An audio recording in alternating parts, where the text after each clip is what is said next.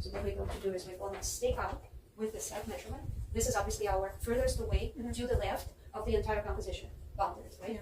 This will be our furthest to the right of the entire composition. So this will be the width as if this was your one object. We're first treating it as a group, as one thing. And that is to do what? It's simplifying it and it's abstracting it. Okay. Then what is the tallest then? This is the lowest from your angle of observation.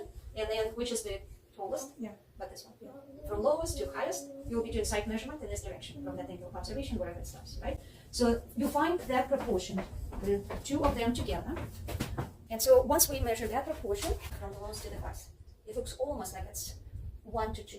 2 wide and 1 high. If I divide this entire thing in half, let's see, this is close enough to half and half, close enough. So if this is my half, my center, but it also looks like it can relate to the entire composition, right? Always keep an eye on what's in the center. That means that now I can stake out how far my cube will come out this way, and my cylinder can come out this way. So that means this is one half, this is the other half, right?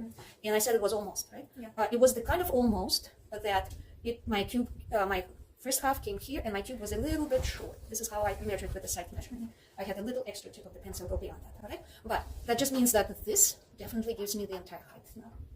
So now that I have the height, I can decide how low my cube will come down here and how high it will be over here, right? I know it's going to be this particular size. I'll go upside down.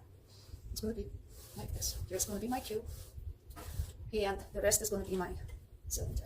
But now I need to decide this way, right? There are two ways you can go about it. You can say that you will have a very close to the edge table. This is kind of approximately where our table is. And then you can look and see how far from that edge of the table your actual cube is. And the cube is probably in here somewhere. So if we indicate it right in here, you look at it and notice probably it's close enough. I mean, you want to move this just a little lower.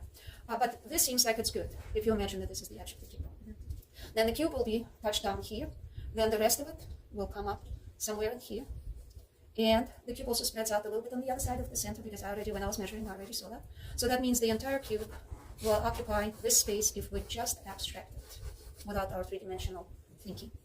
So here's our total space occupied by your two shapes. How does it feel together? Does it feel balanced? Here's our center. The cube is massive, more massive than the cylinder, and it comes over slightly to the side of the center. Majority of it is on this side. So the weight, we feel the weight here. That's a heavy weight here. Slightly less weight here, but also the cube, part of the cube's weight goes past the center, so it pushes here as well. Plus we add in the cylinder. Plus it is going away into perspective, so it's becoming slightly lighter in a way visually, because things are getting smaller in this direction. Smaller / lighter, not by actual weight, but by feel.